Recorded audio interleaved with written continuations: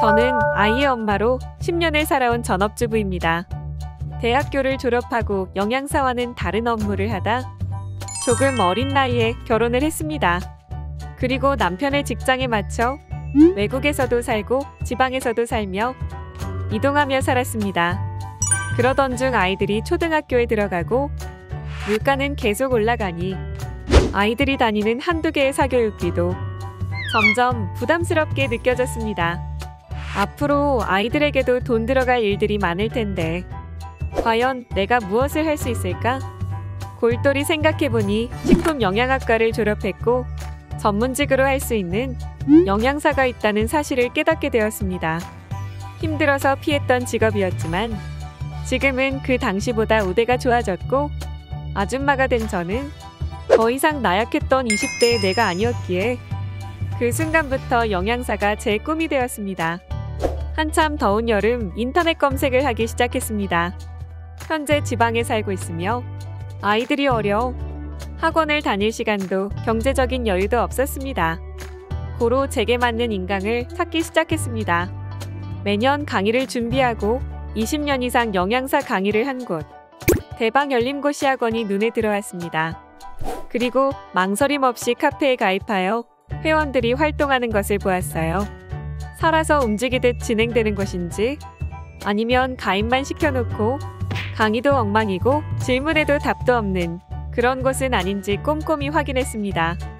카페를 둘러보니 단체 접수하면 10% 할인을 해준다는 정보도 얻게 되었죠. 남편 월급으로 생활하는 제게는 어느새 10%의 금액도 큰 금액이고 아껴야만 했어요. 얼른 5명이 모여서 10% 할인받고 46회 영양사 합격 특강을 신청했습니다. 두근두근 결혼 후 처음으로 공부를 시작하기로 결심했습니다. 이제부터 저의 공부법을 말씀드릴게요. 초등학교 보내보신 엄마들은 아실 거예요. 초등학교 1학년 아이들이 얼마나 일찍 하교하는지요. 집안 청소 대충하고 뒤돌아서면 오는 느낌이에요. 그래서 제게는 시간적인 여유가 많지 않았어요. 아이들이 학교나 학원 간 사이가 제가 공부하는 시간이었습니다. 그리고 저녁 설거지를 마무리한 이후 시간까지 공부 시간은 하루 평균 4시간 정도였어요. 그리고 시험 한 달 전에는 7시간 이상 했어요. 처음에는 어느 과목이 중요하고 어느 과목에서 몇 문제가 나오는지조차 몰랐어요.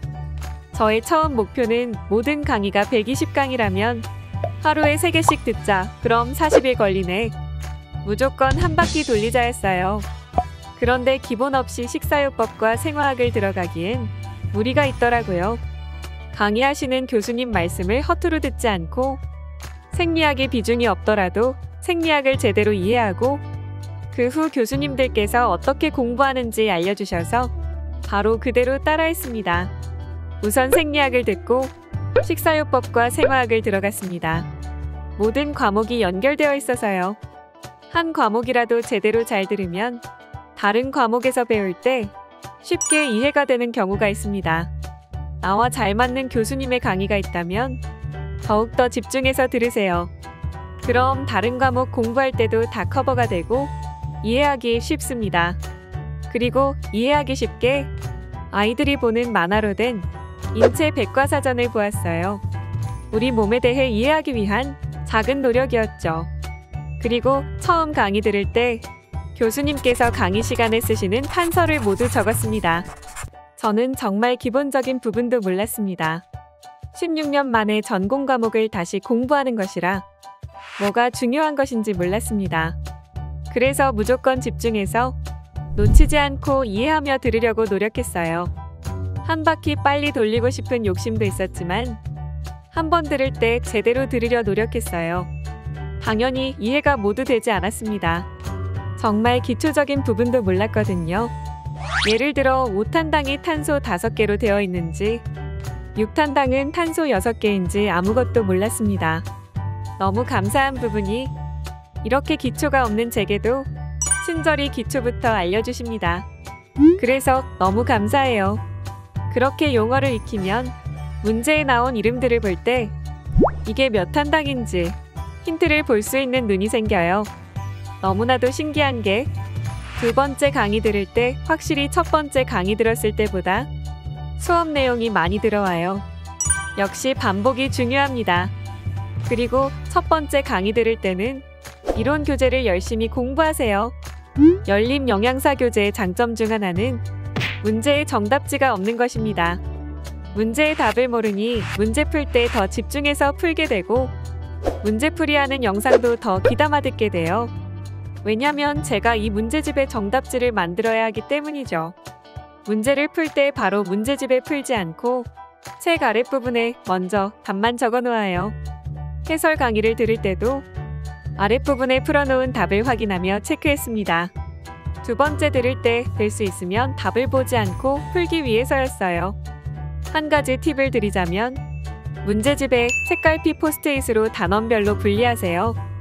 예를 들어 단백질 이론 부분 책갈피에 빨간색 포스트잇으로 붙여놓고 단백질 문제 부분도 빨간색 포스트잇으로 붙여 어느 부분이 단백질, 탄수화물인지 빨리 파악할 수 있었어요.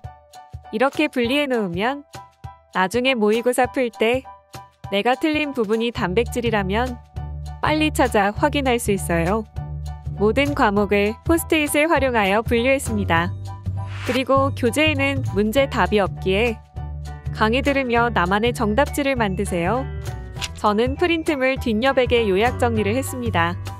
수업 방식도 아주 마음에 들었습니다. 이론을 한번 쫙 나간 후에 정리해 주시고 그 후에 문제풀이 인강이기에 저는 이론 수업이 나간 후 학원에서 올려주신 프린트물 뒤쪽에 요약하고 그 후에 문제를 풀었습니다. 다른 분들은 노트를 만들어서 요약 정리를 할 수 있겠지만 저는 시간적인 여유가 없어 한 번에 볼 수 있게 프린트물 뒤쪽에 요약했습니다. 시험장에 가서도 프린트물만 훑어봐도 될 정도로 그날 배운 것, 중요하다고 하신 것 또한 요약 정리했습니다. 첫 번째 강의 들을 때는 교재에 열심히 필기했고 두 번째 강의 들을 때는 요약 정리를 했어요. 대부분의 프린트물은 기출문제입니다. 기출문제만 제대로 공부해도 시험 문제가 보입니다. 대방열림 교수님들 너무 감사했습니다.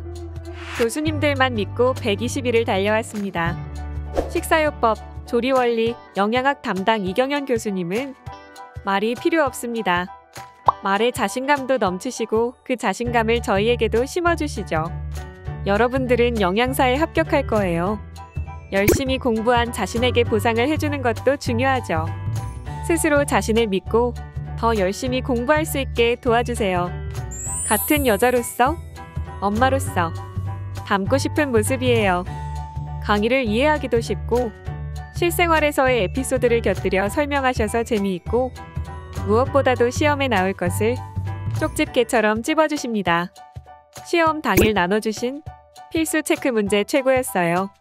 생리학, 생화학, 식품위생학 담당 김지연 교수님은 항상 칠판에 필기해주시며 중요한 부분은 강약을 조절해 가시며 또박또박 설명하시죠. 은근히 강약을 조절하실 때면 저도 모르게 집중하게 된답니다. 그리고 중간중간 기출문제를 툭툭 던져주십니다. 이번 시험에서도 툭툭 던져주신 문제가 시험에 나왔습니다. 역시 기본만 열심히 하면 됩니다. 단체급식, 식품위생관계 법규 담당 이진아 교수님은 오늘 배울 키워드를 알려주시고 수업을 시작합니다. 한참 수업을 듣다가 지금 어디를 공부하는지 모를 때가 있잖아요. 그럴 때마다 다시 짚어주십니다. 그리고 시험 문제가 어떤 방식으로 나오는지 잘 알려주시죠.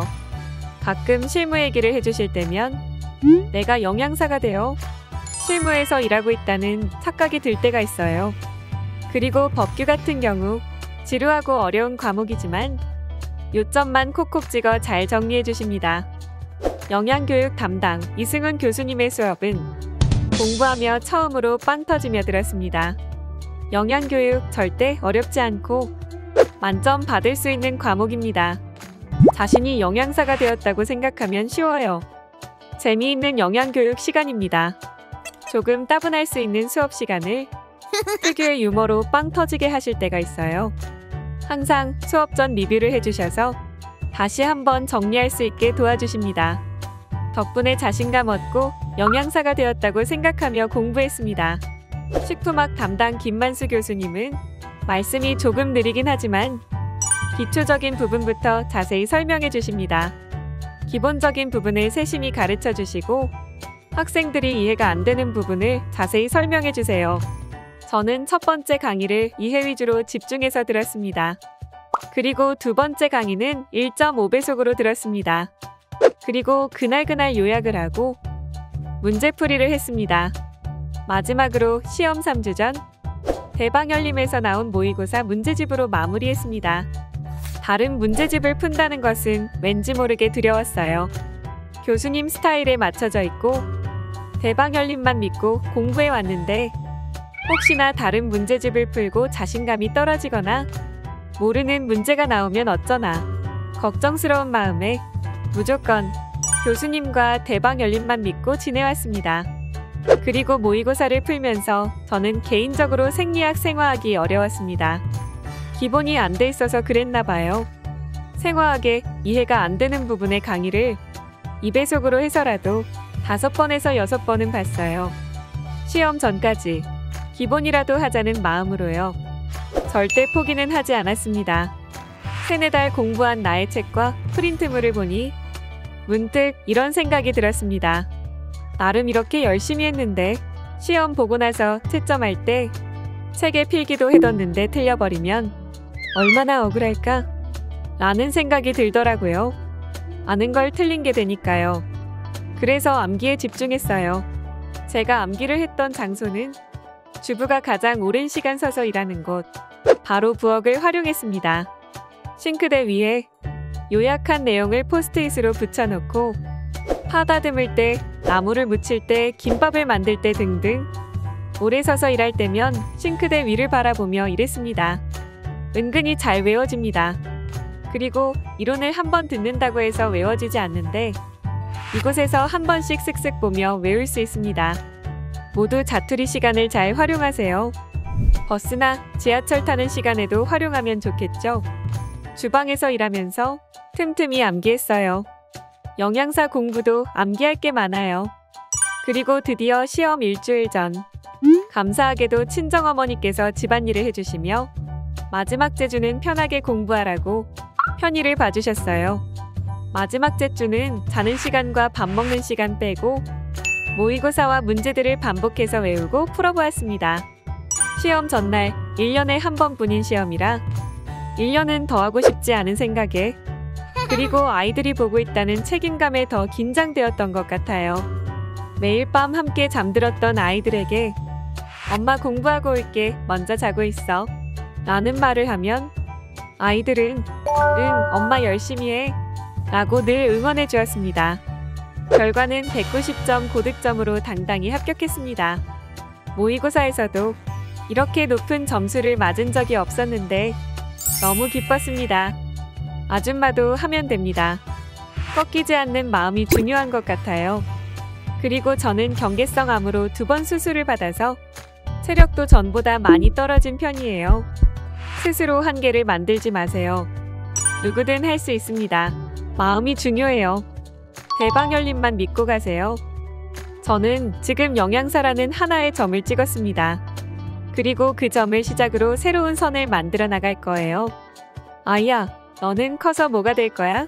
라고 물으면 아이들은 각자 생각한 꿈을 이야기합니다. 그리고 엄마인 저에게 묻죠. 엄마는 커서 뭐가 될 거야? 엄마 꿈은 뭐야? 아이에게 이 질문을 받았을 때 결혼 후 꿈이 없어졌던 저를 좀 당황스럽게 만들었었죠. 이제는 말할 수 있어요. 엄마 꿈은 영양사.